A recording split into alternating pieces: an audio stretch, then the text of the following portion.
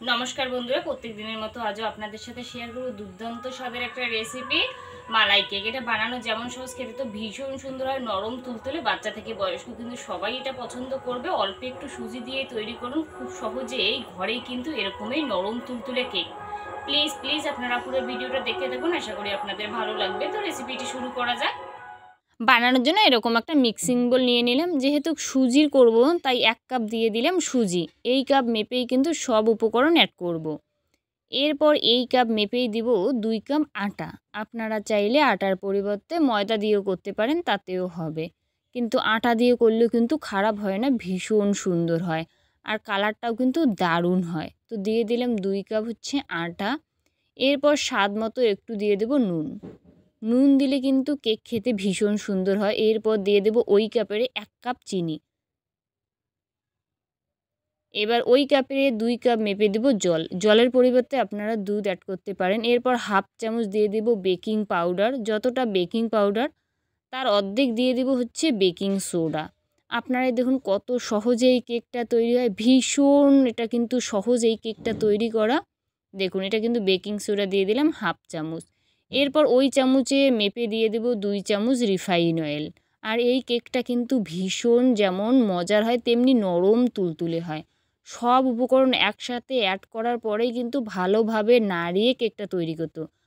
এত কম সময়ে যে কেক হয় আর কালারটা আপনারা দেখবেন কতটা সুন্দর। একদম কিন্তু এই কেকটা দারুণ ফোলে আর নরম তুলতুলে, মুখে দিলেই কিন্তু মিলিয়ে যায়, এতটাই সুন্দর হয় কেকটা। আর এত সহজে বানানো যায়। আপনারা পুরো ভিডিওটা দেখুন, দেখলেই বুঝতে পারবেন খুব সহজে এই কেকটা কিন্তু তৈরি হয়। একদম একটা কাপ থাকবে বাড়িতে, চায়ের কাপ সবার বাড়িতেই থাকে, ওই কাপ মেপেই আপনারা করবেন, তাতেই দেখুন কেকটা কতটা সুন্দর হবে। তো ব্যাটারটা ভালোভাবে ফেটানো লাগবে। একটু ভালো করে ফেটালে কি হবে, কেকটা নরম তুলতুলে হবে। নর্মাল চামচ দিয়েই ফেটালেই এনাফ, আর কিচ্ছু লাগবে না। তো দেখুন একটু সময় নিয়ে ফেটিয়ে নিলাম আর ঘনত্বটা ঠিক যেন এরকম হয়। এই পর্যায়ে কিন্তু রাখবো 5 মিনিটের মতো।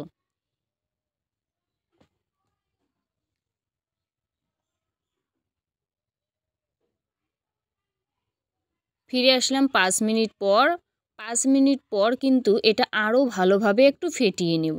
একটু সুজি আছে তো যাতে নরম হয়, সেই জন্যই 5 মিনিট রাখলাম।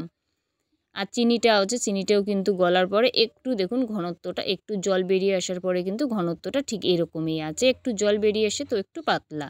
তো ঠিক আছে, এরকম থকথকে একটা ব্যাটার হলেই কিন্তু কেক খুব সুন্দর হয়। এরপর যেই বাটিতে কেকটা আমি বেক করব সেই বাটিতে তেল আর একটু আটা খুব ভালোভাবে মাখিয়ে নেব। তেলটা যতটা ভালো মাখা হবে আটাটাও কিন্তু ঠিক ততটাই ভালোভাবে মাখানো যাবে। দেখুন ঠিক ঘুরিয়ে ঘুরিয়ে চারদিকটায় আটাটাও ভালোভাবে লাগিয়ে নিলাম। বাটিটা তো রেডি।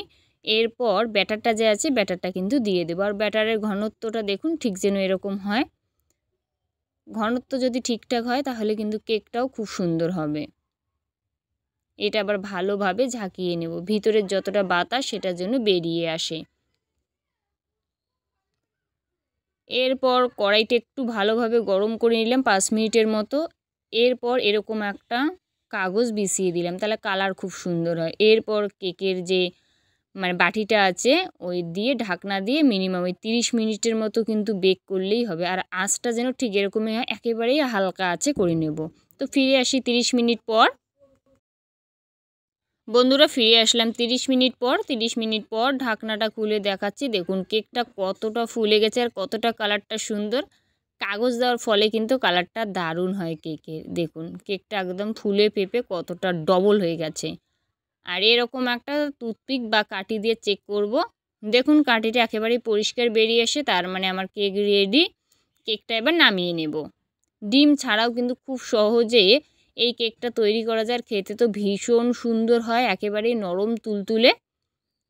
তো এটা ঠান্ডা হওয়ার পরেই কিন্তু বাটিটা থেকে ছাড়িয়ে নেব। ঠান্ডা হতে হতে এই পাশে যেহেতু মালাই কেক তাই মালাইটা তৈরি করে নেব।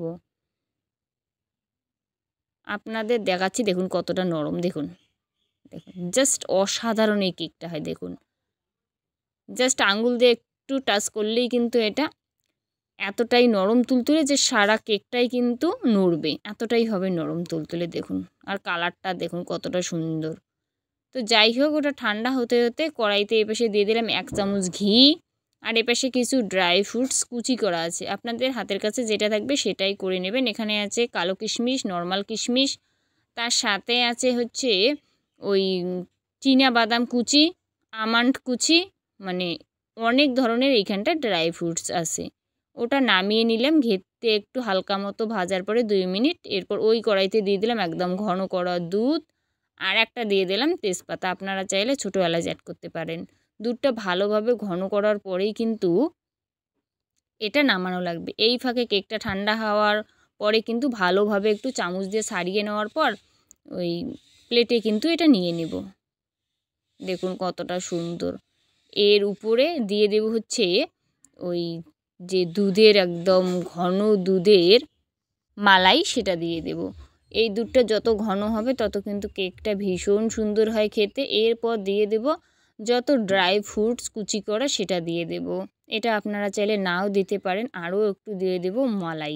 এটা খেতে তো ভীষণ সুন্দর হয়, কেকটা এমনিতেই নরম, তার উপরে আবার মালাই দেওয়া, তো এটা ভীষণ সুন্দর হয়। দুধটা খুব সুন্দরভাবে ঘন করলে কেকটা দারুণ হয়। আর কাটার পরে দেখাচ্ছি, দেখুন কতটা নরম, একদম নরম তুলতুলে, মুখে দিলেই কিন্তু মিলিয়ে যায়, এতটাই সুন্দর। বাচ্চা থেকে বয়স্ক সবাই পছন্দ করবে। প্লিজ একবার এইভাবে বাড়িতে বানিয়ে দেখুন, আশা করি সবার পছন্দ হবে। দেখুন অন্য কেক যত কেক আছে, এই কেকটা কিন্তু ভীষণ সুন্দর হয়, যেহেতু উপরে মালাই দেওয়া আরও খেতে ভীষণ সুন্দর হয়। আপনারা চাইলে মালাইটা বাদ দিয়ে এমনিও খেতে পারেন। আশা করি রেসিপিটা আপনাদের ভালো লাগবে। ভালো লাগলে অবশ্যই লাইক কমেন্ট শেয়ার করে দেবেন।